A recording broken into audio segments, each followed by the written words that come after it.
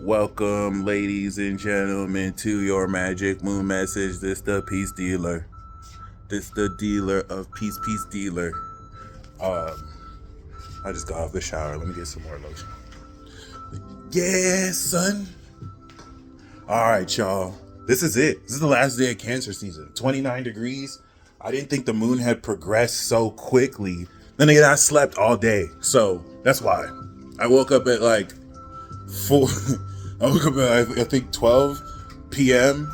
Went back to sleep. Woke up at 4 p.m. Went back to sleep. Woke up at 9 p.m. Bro, I woke up. I got out of bed at 9 p.m. yesterday. That's a different type of feeling. I love it. Anyway, that being said, we're done with Cancer season, guys. We're done with pre-Leo season. It's over. We finished.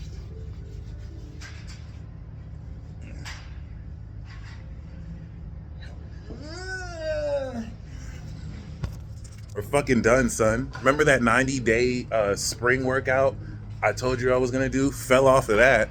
I mean, not entirely. I did work out, just not on 90 days, but I have not hit any of these since. But it's cool. New workout regimen. We starting calisthenics, baby. That's gonna take me a couple years to get good at. So this is a journey. It's a journey. And I'm gonna reset my body. So yeah, excited. I haven't shown you guys my pull-ups in a minute. So let me do that real quick. I don't think I can do more than 3 right now, but we'll see. I would have done the reverse grip pull-ups so I could do more than 3, but let's just see how much we can do in a moment. Moon in Gemini, baby. Oops.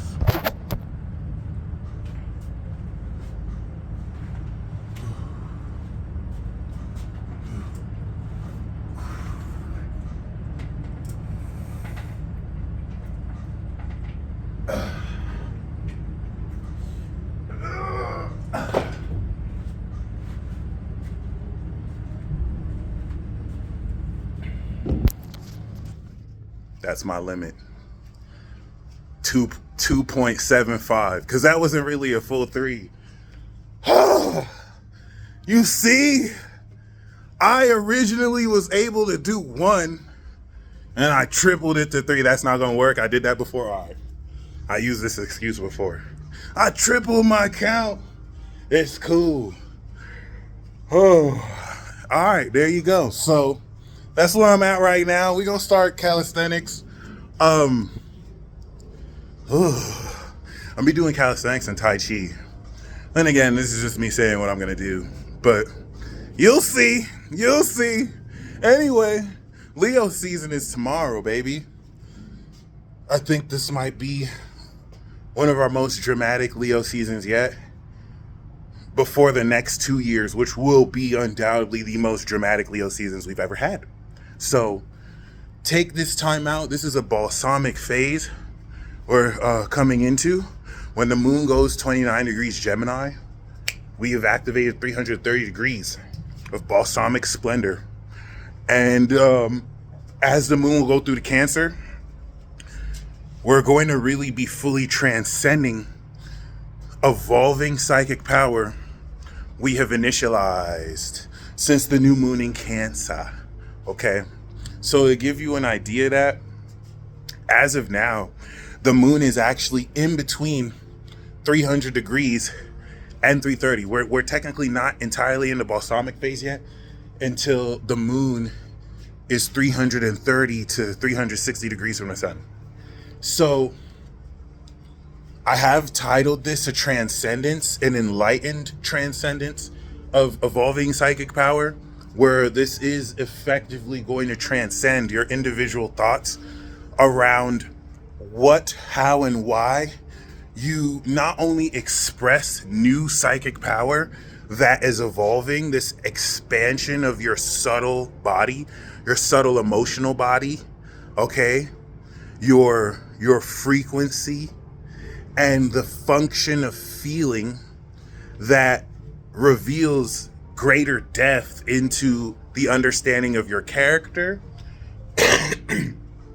but it's also having you transcend this function into an unconscious, competent facet of new powers that you've spent the last 3.5 weeks activating, integrating, and harvesting. And the best way to think about this, the most important part every year for Aries, Taurus, Gemini, and Cancer season is the initialization set of your individuality. Let's put a fun analogy here, because I like to see the first 5 signs as the Power Rangers. Even though we're not going to use the Power Rangers analogy, it's like every year the first 5 members of the Power Rangers come through. Aries is the Red Ranger, and that's all I'm going to say. I'm not going to say the other ones. But like, that being said, we just know Aries is the Red Ranger, and then Leo could be like the Green Ranger. You know how the 5th Ranger, unless that was 6, I don't know anymore. It's been a minute. But that being said, right, I think it was 5 plus the Green Ranger, unless the Green Ranger is the 5th. I don't care anymore. That being said, guys, who do you think is a better Red Ranger, Leo or Aries? You know what I'm saying? Leo could give Red Ranger, but Aries seems like the solo dolo original Ranger. So you guys vote down below. This is an interesting question. Because if there is 5, then Virgo could be like the Green Ranger. But see, this wasn't even supposed to be about Power Rangers. I'm sorry. So basically, every year you initialize your individuality in 4 states. Who you are, Aries, what you're worth, Taurus, what you think, Gemini, what you feel, Cancer. You update that every year, just like you have a firmware update on your phone and program, software, hardware, every year. Sometimes multiple times during the year, okay? So relative to that, right? Let's look at that as 5 attributes, 4 different attributes. Your raw power in Aries, your natural strength in Taurus, your mind or your brain, your processing power in Gemini, your ability to think rather. And then now taking those first 3, we begin to put them in the Cancer pot and cook them. Cancer is where we start cooking, okay? Aries to Gemini is where we get the ingredients and we start cooking, because now on Leo, we're going on stage. And so this is where every year, the first 4 facets of yourself you update, you now put together on stage, and you create a talent that now integrates what you've updated and performs it on stage. This is what makes Leo the first social sign.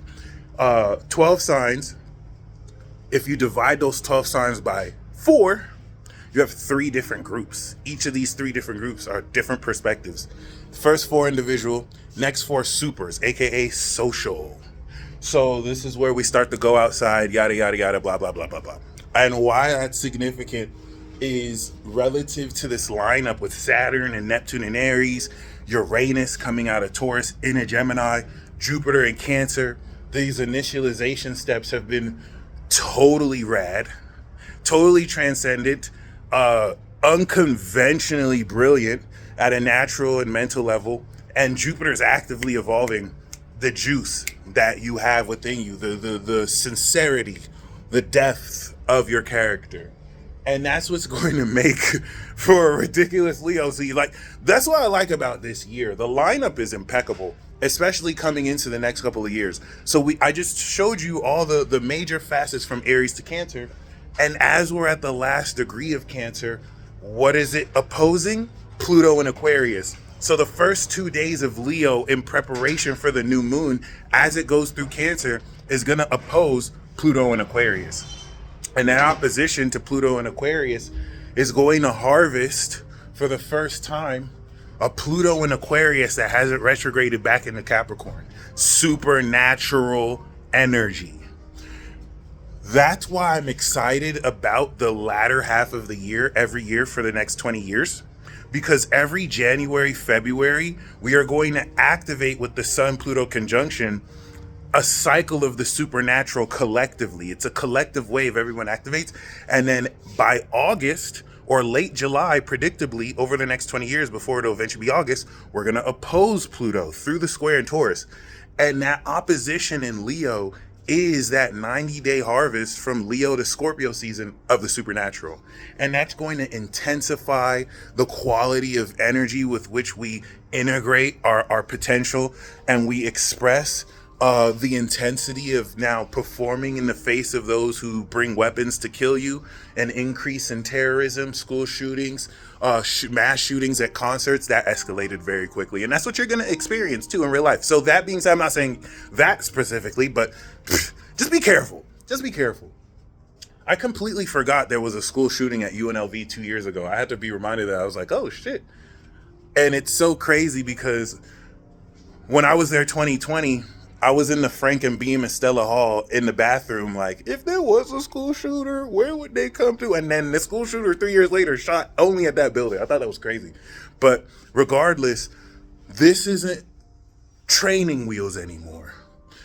As intense as the last series of boss battles from 2008 up until now was with Cancer season and Pluto and Capricorn, these next series of boss battles are no longer with training wheels. This isn't the kiddie shit. This is the next round of the Hunger Games. So I've been saying we're in the Squid Games now. We're in the next round of the Hunger Games. You're about to see what that is, guys.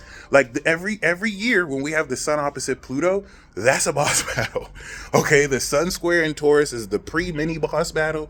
The sun opposition from Leo is the boss battle. And then the Scorpio square is like the aftermath of the boss battle. So take this next 2 days to prepare. A balsamic phase gives us time to rest, relax, release. All right. But relative to the moon in Gemini, it's gone over Uranus, trine Pluto, giving you an idea of understanding your thought process around this innovation of said thoughts. A lot of people have been noticing hyper accelerated quickness in events after it's out of the slowest sign, Taurus, to really ground this so that we can actually accelerate in speed. And the moon is on Venus. Shout out to Christopher Witecki. He calls this Love Fest Day. Tell somebody you love them. In vocal Gemini, communicate your love platonically or romantically for those who you love. All right. Chic Luch. I ain't got no heart. Blah, blah, blah. Shout out to the Locks. All right. Dun, dun, dun, dun, dun. If you heartless and cold like my son, no, I'm just joking. You could tell anybody that you have love for them. Yeah, I shoot broad daylight in front of the mark. Blah, blah, blah. Oh, fuck around like the guy won't squeeze. My bad. Flashbacks. It is what it is. See, even if you're whole and heartless, there's still someone else you could tell you love. And this is where, you know, this intellectual understanding not only transcends what you feel newly or what you're getting ready to feel, but it now completes this development at all levels of your feelings. Whereas we began to start, okay, wow, we're expanding what we normally could feel. It's like the pool of your emotions is expanded. What more could we do with it? How could we integrate it? How are we reaping it? Now we're completing it. And the first part of this is over. This is the calm before the storm, because I just know Leo season about to be ridiculous. And a lot of what you did the first 4 months of the season, since late March in April, is going to really determine how strongly you bring that on stage, especially with the trine the sun will make to Saturn, the sextile to Uranus, the opposition to Pluto. You're going to sneak peek what this new world order and era is and what kind of conflicts this comes into. All right, I told you guys at the end of Gemini season, hey, we're done with the first season. The second season, Cancer, Leo, and Virgo, is going to intensify. We're going to start to understand deeper the motivations of the plot and conflict. All of the plot points have been activated. And what happened Cancer season? The Epstein lists don't exist anymore. People are supporting more war efforts. Despite that, this is what I was talking about, guys. The conflict is intensifying, and now it's going to heat up Leo season. You have a lot of people who are trying to like call things before it's time. Just let the show play out. Don't make too many conclusions before Virgo season, where everything you're wondering how is this happening, you're gonna have the answers Virgo season. So let that come through. Let people call you weird. If you're an idiot and you think anything is really normal and that, you know what I'm saying, it's weird to be weird, I can't really help you.